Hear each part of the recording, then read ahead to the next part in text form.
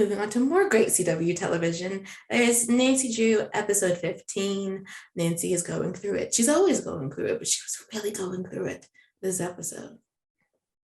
I mean, so are we. Right. It says it better than anything I could.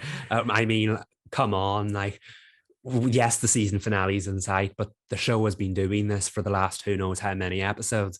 Off the back of last week, you were like, they couldn't possibly make us feel any worse or better. I don't know. How does Nancy Drew make us feel? Both. And it did it all again in one episode. I usually, before we get into the whole seriousness of it, I feel like we go over this every week. I just want to talk about what a palate cleanser Ace was, because yet again in that first scene when they all like group together in the claw, bright as when they figure out we're going to do this and you're going to do that and how are we going to solve this, again, Ace just comes along with the lighthearted commentary. And when they were talking about like the demonic Aglaeca, and Ace is like, oh yeah, that's not real. I asked her for a PS3 and she didn't get it for me. And I was like, it was so funny. He was like, I asked her for a PS3. I didn't get the PS3, but I asked for it. He just reiterated that. Like, again, that just summed him up. I know a very dark episode, you need that kind of levity, but like, I love the fact that we can now rely on the first scene where they're talking about something so dark and terrifying, and he comes along with the lighthearted content every time. I live for those scenes, and like, it always starts the episode on a high for me. Yes, and he was so game to really help Nancy. I mean, he always is. But there's just something about the way the two of them sort of interact with one another that's really nice. I know we're always on Nace Watch. Nace Watch is not going anywhere. But like, I feel like this was also it was a Drew Crew heavy episode, and that was really nice. Everyone had their own moving parts, including Owen, who I know they're still trying to sell us on him, and I'm still not buying it. I'm so sorry, sir, but something's not right. I'm in a bit of it. Calling them Noen because no. Hey. Love it. I'm in a strange spot with them because I know they're not endgame. I don't want them to be endgame, and I would like whatever mystery they're holding over us to be finished as soon as possible. But at the same time, I like their scenes together. I don't know what it is. I'm not particularly shipping them, but like when they have those moments, it's like one of those things where you can't really look away. I want to see what happens next. I want to know what the agenda is here. There's so much unsaid between the two of them, and I really am eager to find out what it all is. I don't know if that makes sense. I don't like them, but I like watching the scenes, if that makes sense. It does, because it's fine. I think if I wasn't waiting for the shoe to drop, I think I'd find them sweet.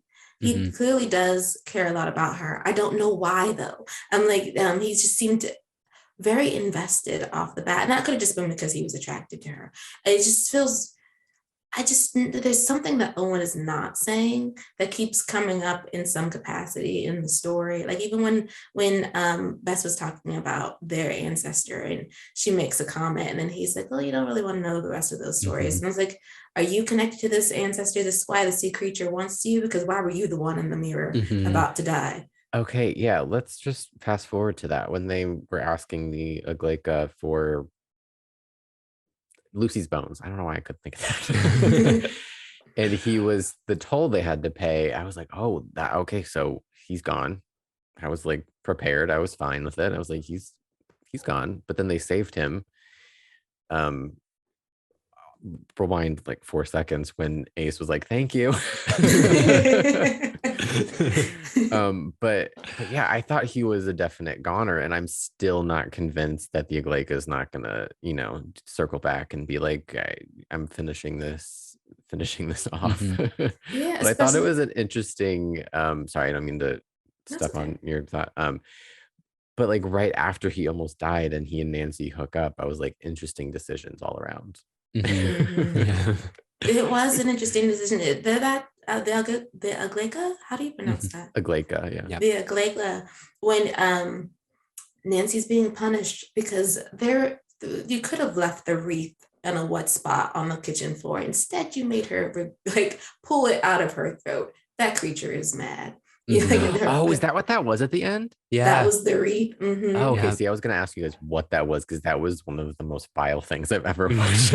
Yes, that monster is not happy that her toll was not paid, and I do think it has to connect to the ancestors, the Marvin ancestors, because they were on the boat too. And then the creatures from the boat, I was like, what were y'all doing on your way to this place? Because something's never right in Horseshoe Bay. And somehow it always comes back to the Hudsons and the Marvins. Mm-hmm. I feel like the show, we're heading so close towards the finale now. Like the main mystery has to be solved, but now we have this like vengeful spirit that may tie into like the deeper lore of the show. And you're like, will this get solved in however many 3 episodes we have left? 3, right? And however many we have left. Based on what I know, I think she's sticking around for a hot minute. I had a feeling, but now I know. It's interesting because again, there are so many layers to the story, and we were so close to the end of the main one. Speaking of layers, what about Miss Karen and her Yes. the poison and Lucy? Didn't see it coming. No. I mean, that was strange. I mean, strange in the sense that like it made more sense for why she latched on to Nancy's book. All right. Alrighty. Like I was like, wait, did you feel the wagon circling? Did you know your time was up? Like, did you know? Because it just seems it's very her whole situation. I was like, you wanted to get revenge for your best friend, but you ended up making up a lot of terrible choices and put a man in jail that you supposedly cared for, who was also the husband of your deceased best friend. And you broke his daughter's heart. As a Karen, the choices were not good. None of them, all around, they were terrible. Did Karen know that Josh? Oh, wait, no. No one knows who killed Lucy. No. Right? Okay. Yeah. But she knew that.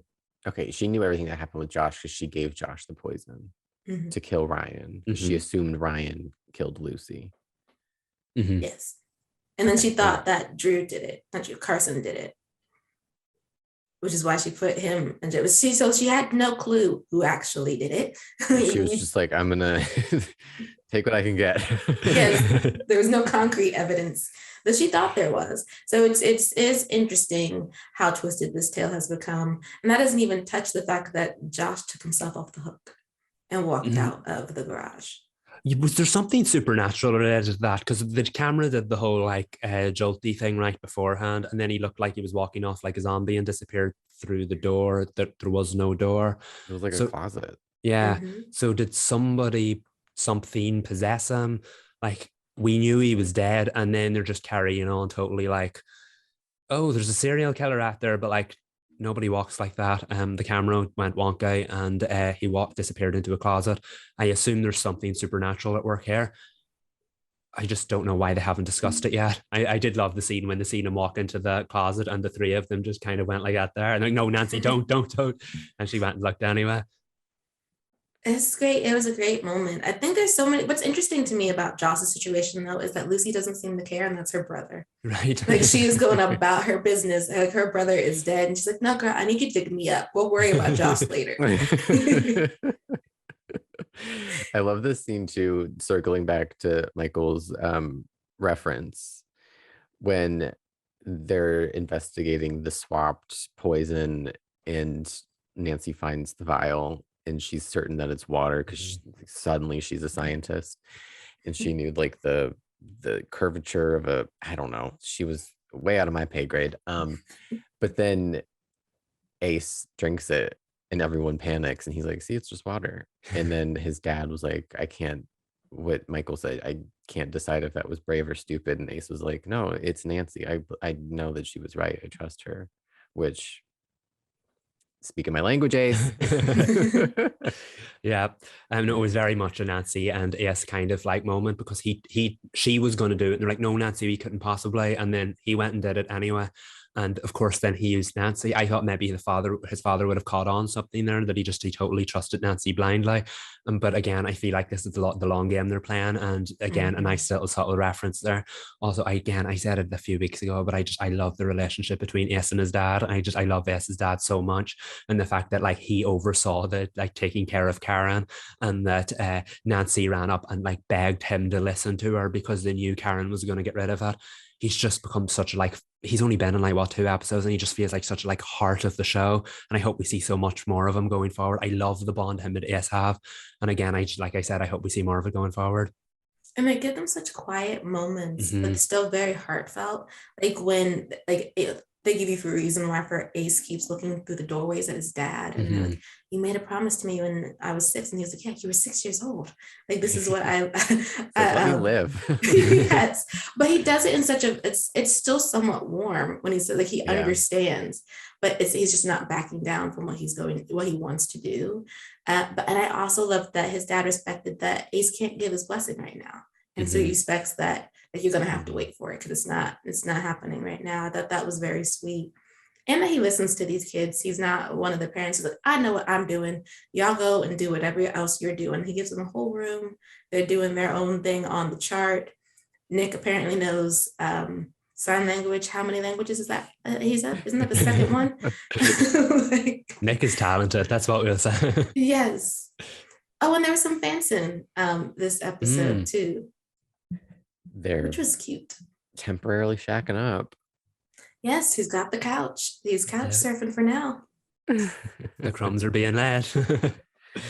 Wait, so where are we on the status of the mystery? I'm trying to like follow the threads. How close is Nancy to helping her dad? Because her dad's like not convinced that he can get out of this, right?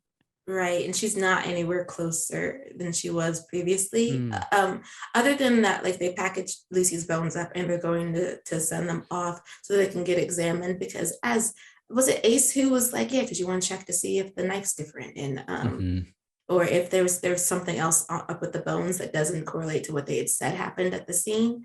And that would get her father off, because if the knife's different and he didn't use that knife, then it has to be somebody else. I love that scene where yes, it was like he finished her sentence. She had a way of thinking and everybody else was like, Nancy, explain, and Ace just finished the sentence, and the way she said exactly, it was like the two of them are just suddenly, after that episode they worked together, are totally on the same wavelength, and I feel like we'll see some of that going forward. But yeah, as far as the overall mystery goes, I think that the father, Carson Drew's, I get the name right once, his hearing is on the day, right? And Nancy still has a couple of hours to prove, but then the wreath coming out of her mouth kind of set that off. So I assume the next episode will pick up pretty close after that if they need the other specialist to analyze the bones quickly so that they can prove that that's the miracle she's looking for, if you know what I mean. I assume either they've just dropped that thread or the next episode will pick up right away on the same day so that Carson's hearing, she can provide him with that miracle, because it feels like this has kind of become the focus point of the mystery. Of course, it's still playing on in the background, but freeing her father seems to be the priority here so that he doesn't go back to jail. Okay. I'm like trying to sort through, and I was like, Tiffany's case is closed-ish, just her killers. Yes. We don't know where he is. Okay. I'm trying to keep it all in my head straight, because like I'm resigned to the fact that I'm never really going to fully understand the mythology of the Winchesters, but I'm really trying with Nancy to keep it all like clear in my brain. Well, I think what also helps with Nancy is that everyone at this point has accepted that this is just what's happening.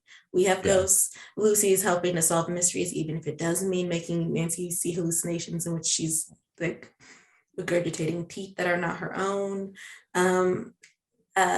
Which the body horror was interesting this episode. They really were like, we're not going to give you jump scares. We're going to give you grotesque. Nancy dropping teeth out of her mouth in front of other people. And it was quite interesting because I think they kind of tried to add a little bit of levity every time there was a bit of body horror, like the first teeth. You heard her voiceover for the first time in a long time. She's like, thanks, Lucy, as soon as she spat those teeth out. And then of course when they were at the lake and Owen started getting all bloody, right before that, yes, it was like, thank you. I feel like every time there was kind of like a horrifying moment, they added a little bit of levity, but there was no levity at the end when she started regurgitating the wreath, because I feel like this is now the moment they need to take this seriously. And if this is going to be a big overarching presence going forward, it needs to be taken seriously. But yeah, it made for a nice fun episode that they kept trying to balance out the light and the dark, and then in the very end it was like, no, we need to absolutely be on the money here and take this seriously. But Bess and George too, when Bess was like, I promise I won't let you get possessed again, and George was like, oh thanks, that's reassuring. With so much humor. And also, can we just talk about Ace wanting to name the Horseshoe Bay residents bagels? Love that. What a moment. He's so great. I do one of Nancy Drew's great strengths is the ability to balance the lightness of the characters, especially Ace, with what's going on screen. Because it is a very intense series, and this was a very tense episode. And they don't have a big budget, but they always manage to make the things that they want to be creepy. Like even when this, I'm not going to try to pronounce it again. Once the monster comes through and it's just that black spot that starts coming towards the water, and then she drops the bones right there and then pulls all the way out. I was like, I would never want to live here. Like, Nope. no, but great moments, great special effects. They really are, they know how to do what they need to do in order to get the right amount of fear. Like it's low grade fear, but it's enough to like give shivers when It's you're watching. effective. Very much so. And simple but effective.